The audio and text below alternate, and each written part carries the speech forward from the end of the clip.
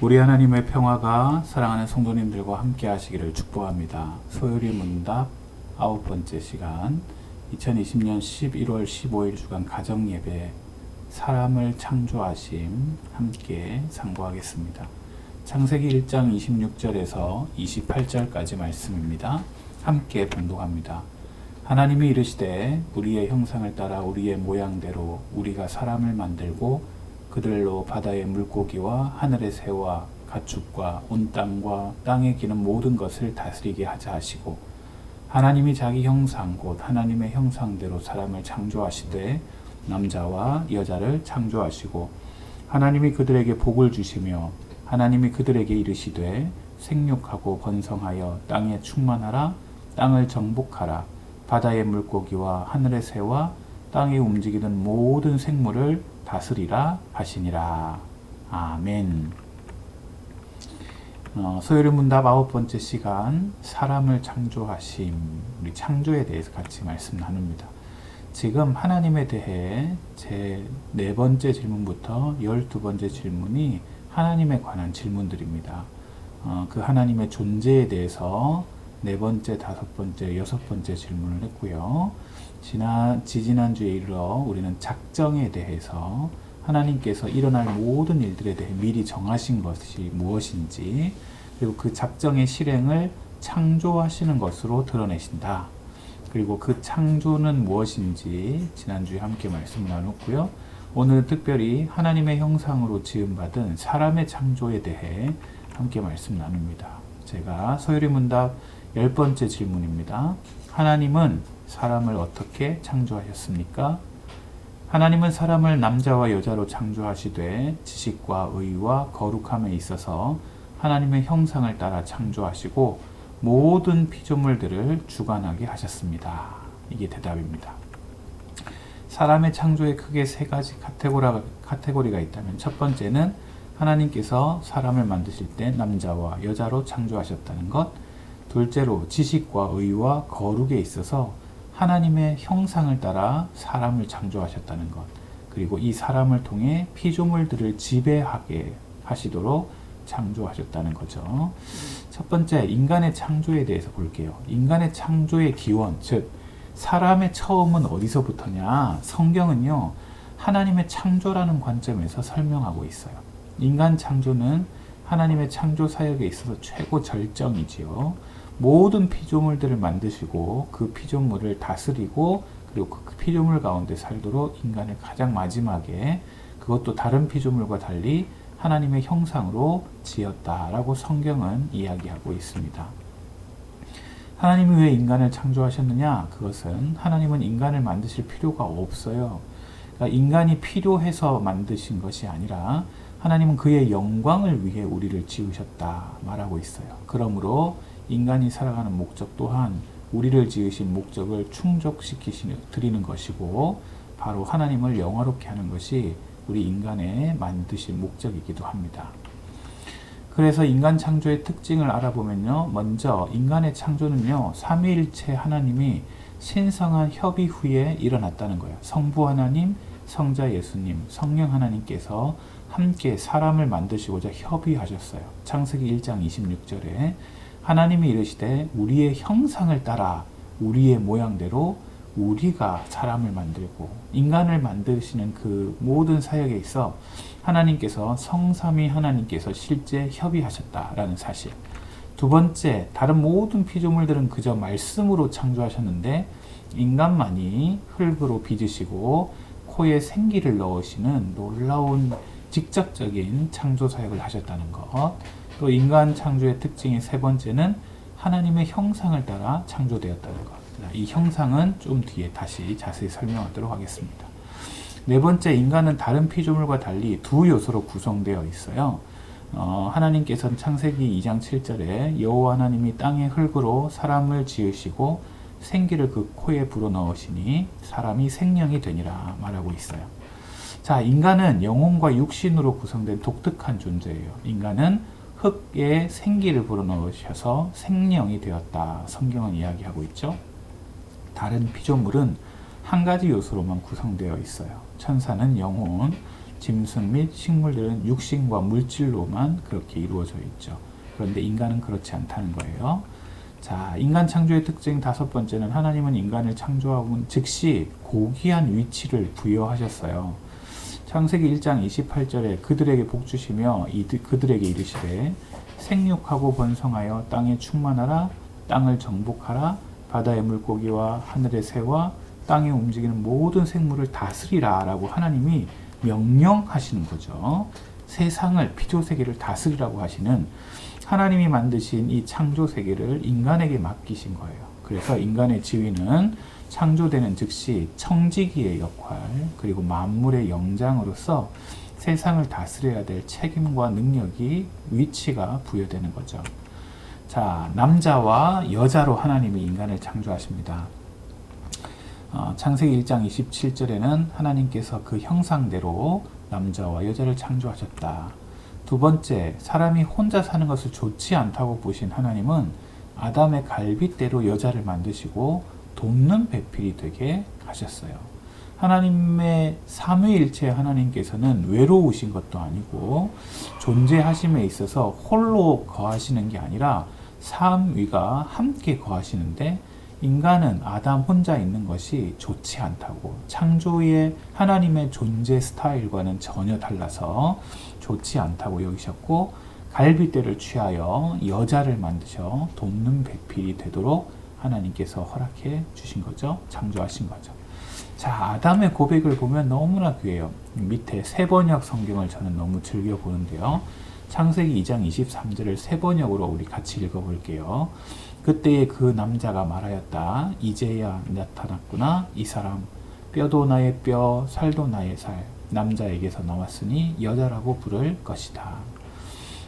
아담은 상대방의 본질을 꿰뚫어 볼 수 있는 눈이 있었다고 보여져요. 그는 지금 하와를 만나면서 그 뼈와 살이 다 자신의 것임을, 그러니까 자기로부터 나왔다는 사실을 고백하게 되는 거죠. 즉 하와가 곧 자신이다라는 사실을 고백하고 있는 고백이에요. 그리고요, 기억하셔야 될 건 남자와 여자를 하나님이 만드실 때 질서 있게 하셨다는 거예요. 성삼위 하나님께서 동일하신 하나님이심에도 불구하고 성부 하나님의 뜻에 성자 예수님과 성령 하나님께서 기꺼이 순종하시듯이 또 성자 예수님과 성령 하나님을 위해 기꺼이 희생하고 배려하는 게 성부 하나님이시듯이 남녀 간에도 질서가 있습니다. 고린도전서 11장 3절 그러나 나는 너희가 알기를 원하노니 각 남자의 머리는 그리스도요 여자의 머리는 남자요 그리스도의 머리는 하나님이시니라. 즉 여자의 머리는 남자, 남자의 머리는 그리스도, 그리스도의 머리는 하나님이셔서 각각 머리 위에 있는 존재에 대해 순종하기를, 질서를 지키기를 바라시는 게 하나님의 뜻이라는 거예요. 그렇다고 머리 위에 있는 남자가 여자를 짓밟아도 된다는 이야기가 아니에요. 신약 성경은 또한 이렇게 이야기하죠. 교회를 여자로, 예수 그리스도를 남자로 비유하는데 교회가 그리스도의 말씀에 순종하듯 여자가 남자의 말에 순종하고, 교회를 위하여 예수님께서 십자가에 달려 죽으셨듯 남자 또한 여자를 위하여 기꺼이 희생하고 죽을 수 있어야 된다라고 이야기하고 있어요. 여러분, 이 남녀 간에 질서가 있다라는 사실을 기억하셔야 돼요. 자, 인간의 구성 요소, 이건 여러분 크게 두 가지가 있는데 2분설과 3분설이 있어요. 인간은 물질적 요소인 육체와 비물질적 요소인 영혼으로 구성되어 있다라는 견해이고요. 영혼과 몸으로 구성되어 있다고 보는 게 2분설이고요.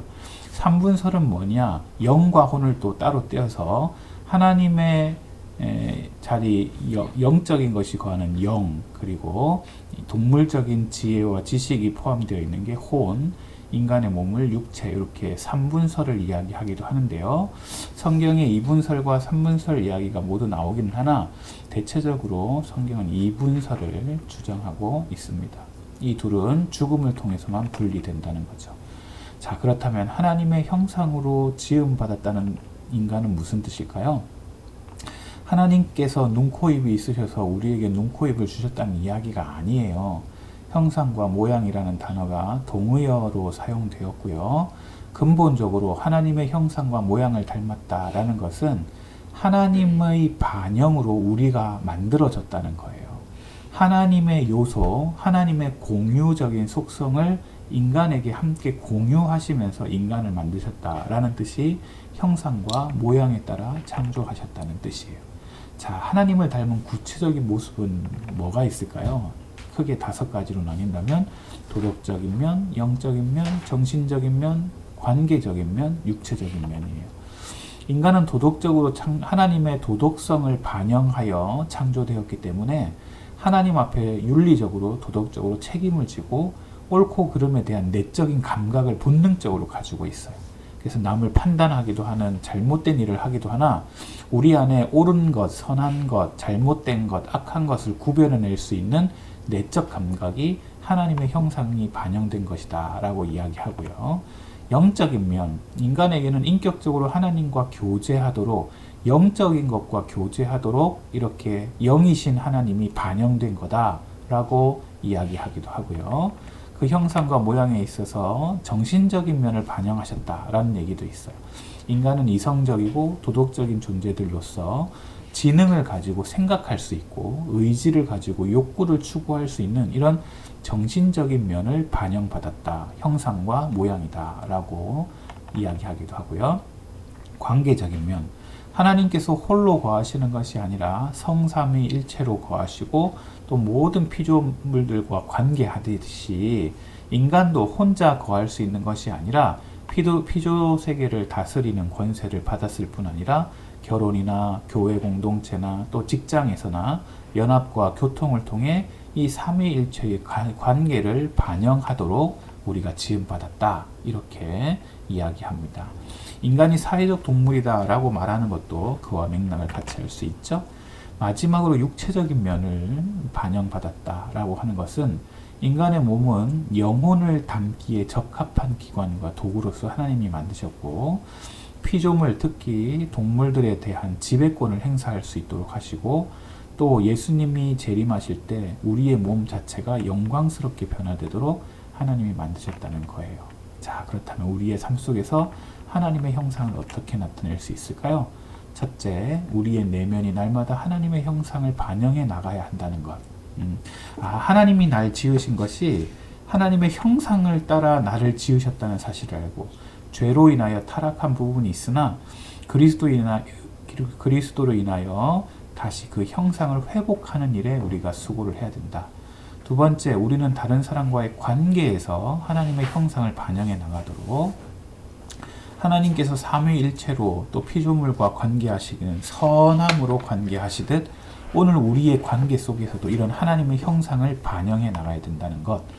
또한 세 번째, 모든 영역에서 문화 변혁이 일어나도록 하나님의 형상을 반영해 나가는 거예요. 우리의 문화가 타락한 죄의 문화를 반영하는 것이 아니라 하나님의 선하신 문화를 만들어가고 우리의 그 반영하신 형상을 회복해 나가는 게 우리가 하나님의 형상을 삶 속에서 드러내는 방법이라는 거죠. 함께 나눠봅시다. 서열의 문답 10번을 서로 묻고 답해보면 좋을 것 같고요. 두 번째, 하나님께서 사람을 창조하시고 하나님의 형상을 불어넣으셨다는 것이 나에게는 어떤 의미인지, 하나님이 나를 창조하시고 하나님의 형상을 내게 불어넣으셨다. 그럼 나는 어떤 의미가 있는 건지 함께 나눠보면 좋겠고, 마지막으로 하나님의 형상을 온전히 이루게 될 천국을 바라보며 이 땅에서 나는 어떤 자세로 살아갈 수 있을까? 함께 나눠보시면 좋겠습니다. 이상으로 서유리 문답 9번째 시간 사람을 창조하심을 마치도록 하겠습니다. 우리 하나님의 평화가 사랑하는 성도님들 가정 위에 함께 하시기를 축복합니다. 감사합니다.